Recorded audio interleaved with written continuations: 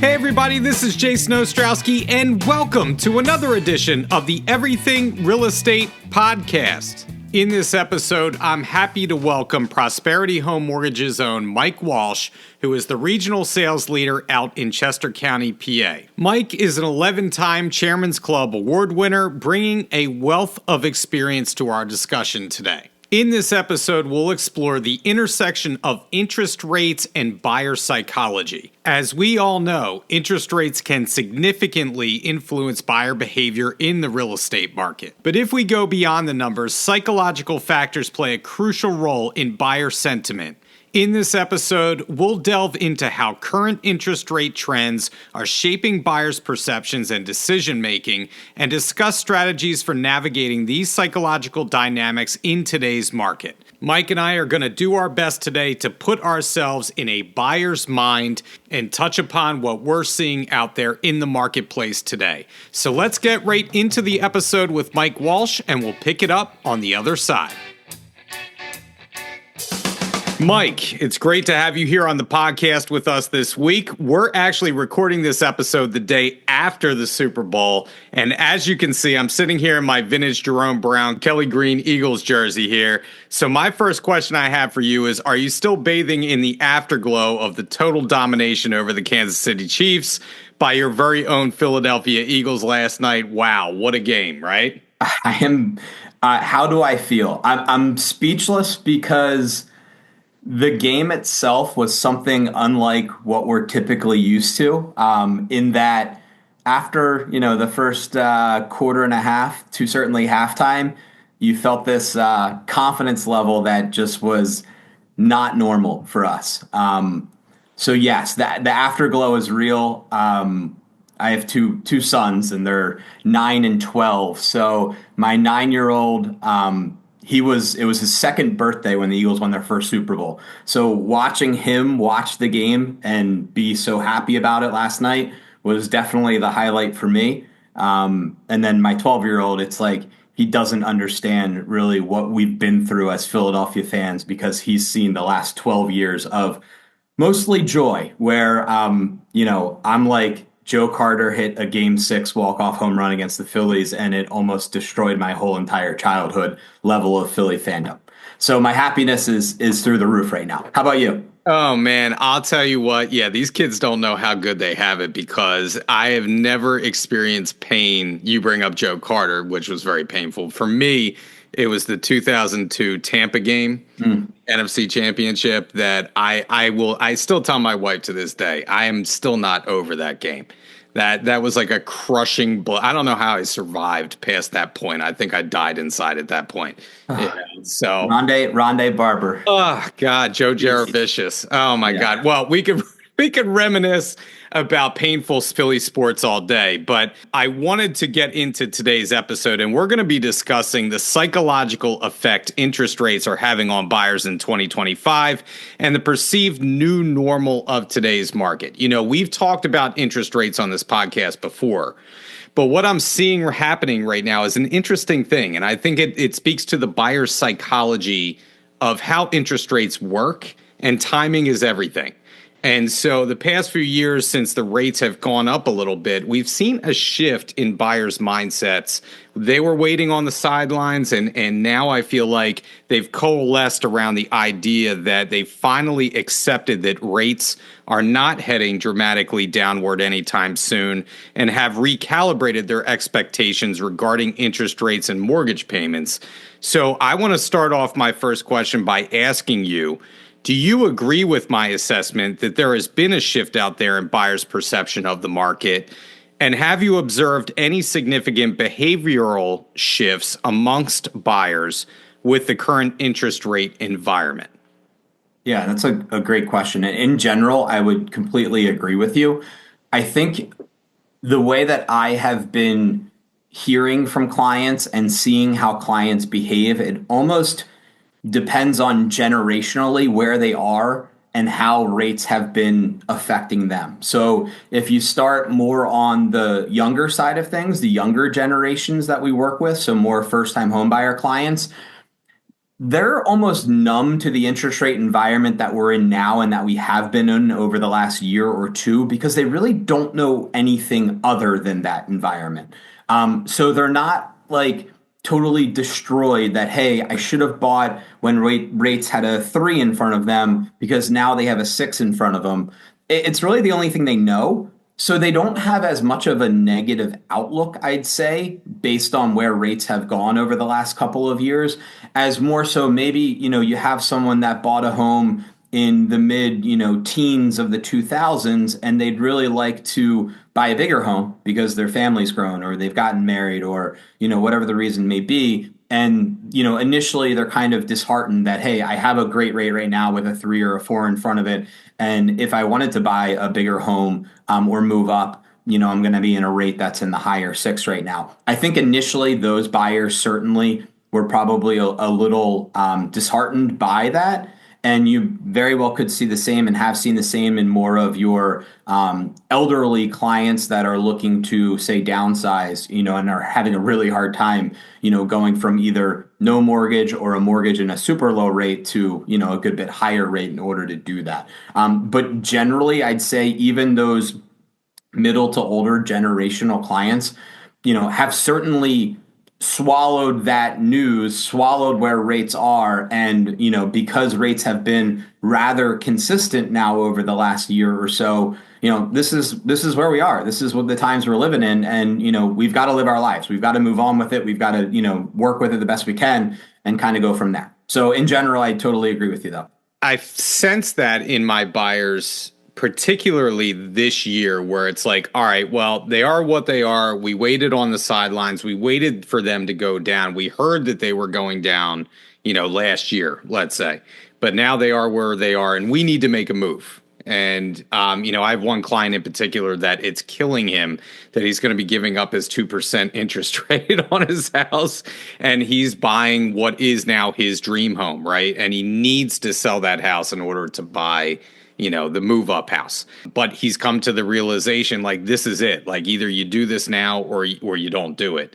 And he's going to miss out on a great opportunity. So he's kind of swallowing that interest rate and moving forward. And I see a lot of people doing it out there. So have you recently, with the interest rate fluctuations in the past few years, has that influenced buyer confidence in the current housing market? What are you seeing in terms of buyer confidence today? Yeah, I think once a buyer is educated by their real estate agent, they speak with a mortgage professional, they kind of get a much more firm grasp on one, where are rates? What does that mean relative to a monthly mortgage payment? What does that mean in terms of affordability? And they gather that information and they, accept it for what it is. The confidence level in buyers that I've been speaking to, and if we look at the super short term of the last couple of months, the buyers that are getting into the market that want to buy are buying. They need to be able to find a home that they want to buy. But I've been working with, I'd say, a much fewer amount of buyers that are kind of just perusing the market. Would they buy something if they found something perfect? Sure. But that's really hard to find in our market because of the inventory issue that's ongoing. So the seriousness and confidence level in buyers that I've been working with over the short-term past, I'd say the last quarter or two, has been really strong, in my opinion. Well, I have buyers as an example right now, and they're kind of left with the choice, like a lot of buyers are right now. Their rent is going up. They're currently paying $2,200 a month for a one bedroom. And they're like, this is insane. We have to buy. Now, on the flip side of that, with the interest rates being are what they are, it's probably a little above mortgage payment wise monthly, a little above where they want to be. But I'm convincing them this is the right move. You're not paying somebody else's mortgage. You have the money to make this payment per month. And if you wait further down the line, there's no guarantee that rates are going to go down and the prices are going to be higher a year or two from now, most likely. So now is the time to do it. for them, it's a psychological hurdle to get over. So what psychological hurdles do buyers face when considering purchasing a home at today's interest rates? Let's start there with the actual payment itself, because there could be some sticker shock there for some buyers out there. There absolutely is. Yeah, I would agree. Payment shock from someone that may be in a situation where, their rent is affordable to them or relatively lower on the affordability side, or maybe, they live at home and, with their parents and they don't have any rent at all. And obviously they might be going from a very low payment to, a mortgage payment. There is payment shock, I'd say. The biggest proponent that I've seen in regards to alleviating that, though, thankfully, has been wages and what our clients make nowadays. And, if you looked at like a pre-pandemic wage level compared to current, you have people that are making 25% or so more than they did pre-pandemic, thankfully, because of wage increases. And I feel like in our area, because of how diverse the employment situation is, number one, we never will see housing market decrease in terms of housing prices go down, because employment is so strong locally, which is awesome. And that really helps our real estate values, but it also helps the affordability issue. So when you talk about, payment shock, yes, you definitely have people that are going to, because of where rates are right now, increase their monthly payment, increasing their housing expenses a good bit. But I think that it's mostly been balanced out by what they make in income is relative to, I'd say most other areas in the country, super strong. You bring up a great point, because I am seeing, I deal with right now in this point in my career, I'm in my 40s. So I have a lot of buyers who are either on the younger side or they're move up buyers. And, through the process of writing our contracts together, you often see what your client is making in terms of salary if they're filling out a BFI or whatever.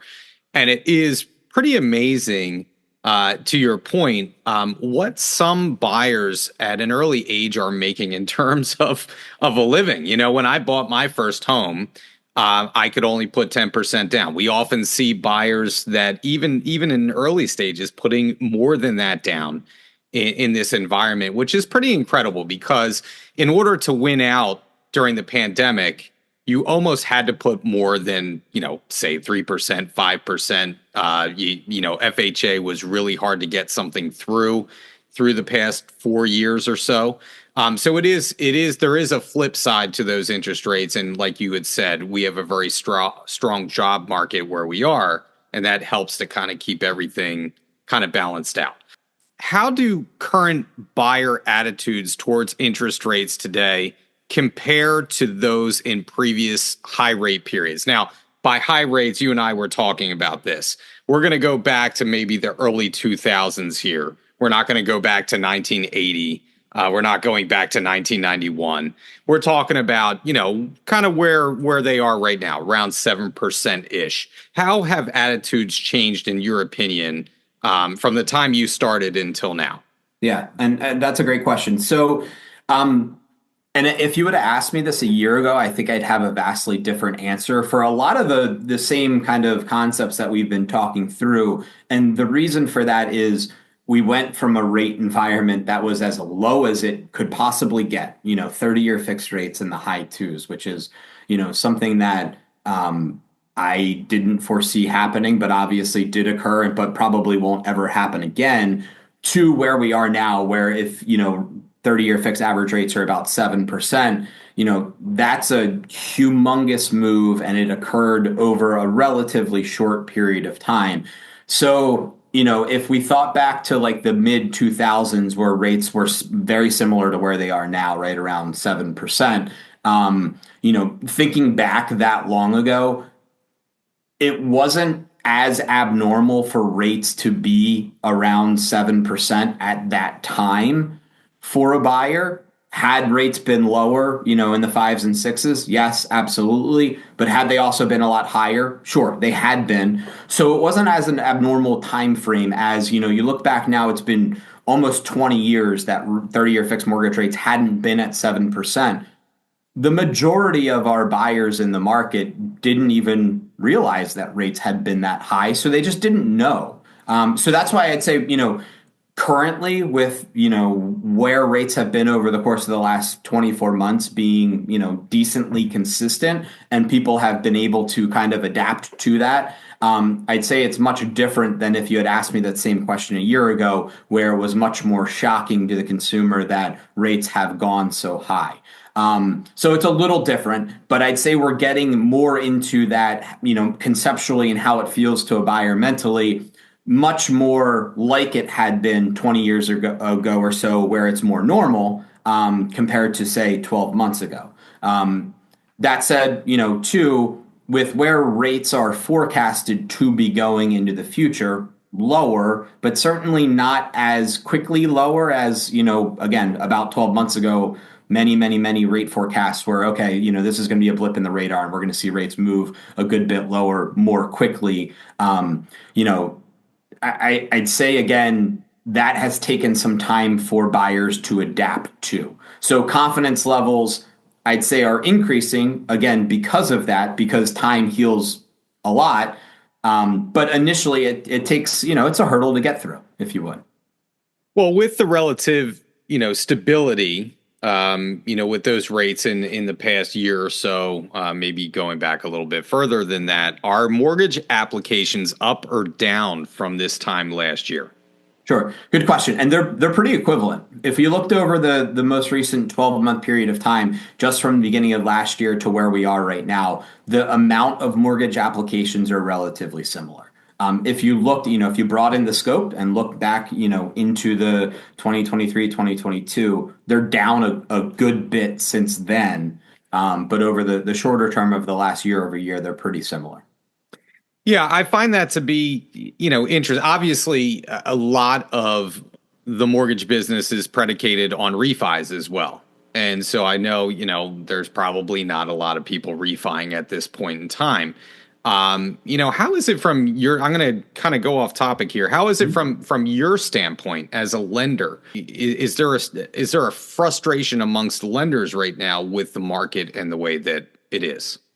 That's a good question. Frustration, I guess, having been in the mortgage sales business, in the mortgage world for almost 19 years, is it a vastly different market because you go from, maybe a 60/40, 70/30 type of purchase to refinance ratio in, a more normal market to, 96% purchase, 4% refinance, or something along those lines in terms of the ratio. It's a lot different. I wouldn't say it's, to me personally, it's not frustrating. I can't do anything about mortgage rates personally. Where I kind of put my eyes and move my intentions to is helping the clients that are in the market right now and make sense for them to be in the market. And right now that is predominantly, 96 out of 100 people is buyers. And, they've got their own hurdles to get over to be able to buy. So it's more effort there. But in some sense, it's also more satisfying. So I certainly wouldn't say it's frustrating because it is what it is. We'll get back to a much more balanced mortgage application market as rates come lower. We've had now a couple of years of buyers purchasing homes with rates in the mid sixes to the mid sevens, essentially. And there will come a time where rates get back into, hopefully something with a 5 in front of it. And those buyers will be able to refinance, and it'll make a whole heck of a lot of sense for them to do so. And we'll get back into a much more balanced market at that point. So, like a lot of things in this world, we're in a very cyclical business. It'll come back around. Patience is a virtue here. I am one of those people that bought a property a few years ago. I actually used an ARM at that point in time to get, a little bit better of a rate. And I was one of those ones that thought I was smart, and within a year or two, I'm going to refi, and here we are. And rates are still relatively high, so I have my fingers crossed that I'll be refining at a lower rate at some point soon. Buying a home can be a very emotional process. So, do you think that the buyer's desire to own a home is finally outpacing the urge to sit on the sidelines until rates dip significantly? From my experiences, because I'm mainly talking to buyers that are in the market, I would answer the question yes. Now, that's without knowing. That's without talking to the buyers that are, on the sideline because of where rates are. Could there be, many more of those than what I'm seeing in the market as actual buyers? Sure. But, the first time home buyers that are coming into the market are super motivated. I wouldn't necessarily put those in the category of your question because, first time home buyers, they're either, a few years out of college, they've, earned their way into a good working position, save some money, ready to buy. So it's more of those next step up buyers in terms of how long can they wait before they're more unsatisfied waiting than buying a new home. We're there. There's different classifications and different proportions of those people, but I'd say, we're much more on the other side of that because, again, rate projections are not for rates to come down by 2% in the next year. That's not going to happen. We're not hearing that. We're not seeing forecasts of that, which again is a little bit different than what we were seeing and hearing last year where, forecasting was much more positive than it is now. Well, with rates being the way that they are, and you said, there's more younger buyers living at home longer. Do you find that those first time home buyers in particular are older? Do you find, those, gone are the days? I don't feel like too many, I may be wrong about this, but I don't feel like too many, say, 23-year-olds are buying homes at this point. Maybe they're more like 28, 29, 30. Do you feel like those buyers are waiting longer because of the interest rates, the rental pricing? What are you seeing out there in terms of the shift, I guess, amongst where first time, quote unquote, first time home buyers are? Yeah, I think so. I absolutely, and I know there's statistics to back it up. I don't have them, but I know that the age of first time home buyers now is older than it normally is. Why that is? Interest rates have to be a piece of that puzzle. I'm sure that, COVID timeframe is probably some bigger proponent of that too, because, coming out of COVID, you probably had a lot of people that moved back home, didn't necessarily have housing expenses, liked that, but also coming out of COVID, probably wanted to get out of the home too, out of their house and be back on their own. And at that point, it was probably just easier for them to go into a rental, at least initially. The rental market, where I am, it's amazing to see how many new rental apartment facilities, buildings there have been built over the last 5 years. And all you hear is that they're 100% occupied. And it's sort of like, wow, where are all these people coming from? So yeah, I would say that, that's another piece of the puzzle that has delayed, that first time home buyer from being, maybe more mid 20s into later 20s and even early 30s. I can't imagine the stress, and this is just me speaking personally because I'm kind of neurotic by nature, but I can't imagine the stress if I'm 23 years old and I'm paying a mortgage of say 3,000 a month. Like that's a heavy burden to take on. I I don't know if I'd be psychologically prepared that young in my early 20s to be able to do that, let alone have a job that would allow me to pay that much per month. So, speaking of, let's kind of shift a little bit, and as we get near the end of this podcast, I want to ask you, with all the things that we talked about, with everything that we've said, how can mortgage lenders and real estate professionals effectively communicate with buyers to alleviate the concerns about the current interest rates and where we are in the market today? Sure. And that's an awesome question. And it kind of the answer to the question also bridges me to this concept that I love because I find a lot of pride in it is that who you work with matters. You really need to have a team, and speaking from a buyer point of view, you really need to have a team behind you that cares about you, one, but is experienced and knows what they're doing. Because I think the answer to your question, at least initially, is education. A lot of it is educating the buyer. So as you know, a buyer's agent, and I'm not a realtor, but obviously working with buyer's agents every day, I see the ones that take the time to set up an actual, when they start working with a buyer, have an initial meeting with them, whether it's face to face, whether it's on Zoom, whether it's over the phone. It's taking a half hour, an hour to talk to the buyer and really, drill down on one, obviously where they want to move, what kind of home, all that good stuff. But also, to talk about finances, to talk about mortgage rates. And it doesn't necessarily need to be an in-depth conversation of, hey, if you buy a home for A and you finance B, here's what your payment is. But in general, give the buyer a much better idea of what does this price range and loan amount mean for them so that they can ensure that they're comfortable with that. And getting introduced as a mortgage lender from a buyer's agent to talk to a buyer up front is always a great thing in my mind because I'd say a decent percentage, maybe a third of buyers that I begin a conversation with really don't know what their comfort levels are in terms of monthly payment and cash out of pocket and down payment. And that's okay. Being able to talk to someone about that and not just say, hey, your debt ratio should be X and your housing ratio should be Y. Those aren't necessarily answers to the question as a buyer that I want to hear. It's, typically it can be this, but really when you put those numbers in your budget monthly, how does that make you feel?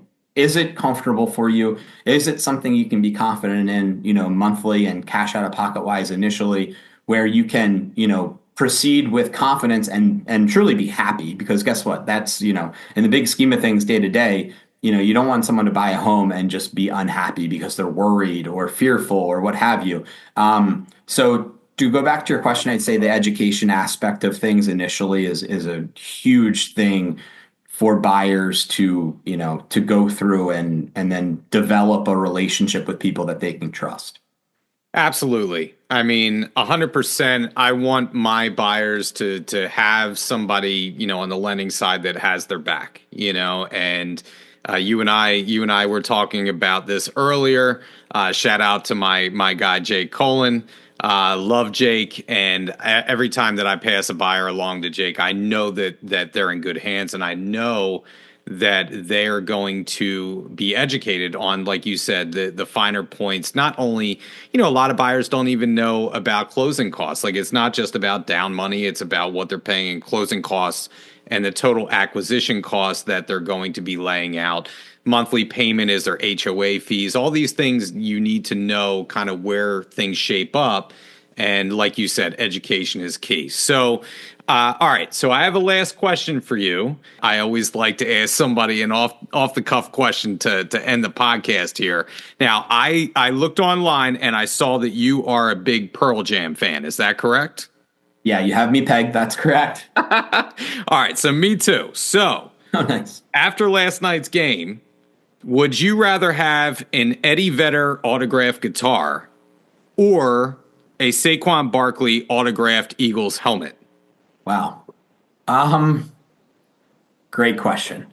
Honestly, I would put more value in the Saquon helmet at this moment because I know that's something that I could pass down to the next generation and they would appreciate as much as I can. I'm still working on getting the full approval from my children of the Pearl Jam fandom that I have. And that may come. Got my older son's 12, like I said. He humors me. My wife and my kids named our dog Pearl to again get me on board, which they did. So I'm working on that, but I'd say the Saquon helmet. I mean, after the year that he has had, that would be a family treasure, I'd say, for generations to come, hopefully. Man, that is a tough call. I don't know how I Yeah. would answer that one, quite honestly. So I did have a follow-up question to that. Mhm. So what is the best Pearl Jam album? Is it 10 verses or a dark horse in your opinion, like say Yield or No Code? Yeah. I have an answer, and it's like almost trying to pick your favorite child because I don't know that I want to come out with it. Um, I'm gonna go with Yield. My Pearl Jam fandom started with Live on Two Legs, the live album that came out from the Yield tour. And Yep. I'd say if you had to press me like what's my favorite Pearl Jam song, it would be In Hiding. So I'm gonna say Yield, even though again 1A, 1B, 1C, and 1D are all extremely close there. Oh man, I'll tell you what, you kind of threw me for a loop there. I do love Yield. I do love Mhm. Yield. I still have to go. I know this is going to be cliche. I still have to go back to 10 because when 10 came out, I wore that cassette tape out. I mean, there is not one bad song on there. I mean, not that they have bad songs in general, but I'm saying like you could play that. It's one of those albums, play it all the way through. There is just no like filler in that album, and so I feel strongly that I still go back to my 10 days and can relive my grunge years. Everything you just said is 100% the truth. I can't disagree with it. Um, and I could talk about this all day, but then you have like Vitalogy and you have songs like Corduroy and Immortality, and you're like, I love those almost as much. So there's no wrong answer. Yeah, Vitalogy, I think would be my number two. I Okay. got number two with Vitalogy. So anyway, Mike, we could talk about Pearl Jam all day on the podcast and bore everybody to death, but I think I'm going to let you get back to work. Thank you for joining me on the podcast. Thanks for doing this. I really appreciate your time, and hopefully 2025 will be great for all of us. Likewise, my pleasure anytime. And go Birds. Thanks, Mike. Go Birds. Thanks, Jason. That was this week's episode with Mike Walsh. I thank Mike for joining us. It's never easy to come on a podcast the day after a Super Bowl win. Here are my takeaways in talking with Mike. Number one, it's never easy to crawl inside a buyer's mind and extrapolate exactly what they're thinking. Buyers are not a monolith and each have to make their own decision. But I think there is some evidence out there that would point to buyers accepting a new normal and realizing that rates are not going to be dipping down to 3% or 4% again anytime soon. And what that means for all of us is that we all have to get past those days of thinking about 2%, 3% interest rates, and hopefully that will lead to more sellers selling and more buyers buying in the year of 2025. Number two, perception is reality. So it is our job to make buyers and sellers, for that matter, who are looking to potentially sell their home and purchase another, to make them aware that we are not going back to those interest rates anytime soon. And if they wait out the market, if they wait another year or two, chances are they will be paying more for a home. So regardless of whether the interest rates come down 0.5%, a full percent, even 1.5% from where we are today, chances are their mortgage payment will look pretty much the same because that home is going to be priced that much higher a year or two from now. So part of our job is to not let buyers have the wrong perception, but deal in reality and let them know where the market is heading. And the last thing I'll say, and Mike says this very eloquently in this podcast episode, who you work with matters. And obviously, we know that on the real estate side, but who your clients work with on the lending side is also critically important. I want to be able to lean on my lender, have them educate my buyers as much as they possibly can and make sure that they have their back, because in this environment, every dollar and cent may count towards a buyer's bottom line. And I want my lender to look out for my clients, to look out for my buyers and save them as much money as possible while educating them on the current market and the interest rates. I never want to have to worry if my clients are in good hands or not. So I hope that all of you are using that kind of lender to represent your buyers, especially with the interest rate environment that we're in and the competitive nature of the market today. Well, that's it for the podcast this week. We will be back in another couple of weeks with a new topic, a new guest. And as always, if you want to hear a topic that we haven't covered yet, please reach out to me, jason.ostrowski@foxroach.com. And if you haven't liked and subscribed to the podcast yet or left us a review, please do so. It helps us to reach more people. Once again, this is Jason Ostrowski saying stay safe out there, stay selling, and we'll catch you on the next episode of the Everything Real Estate Podcast.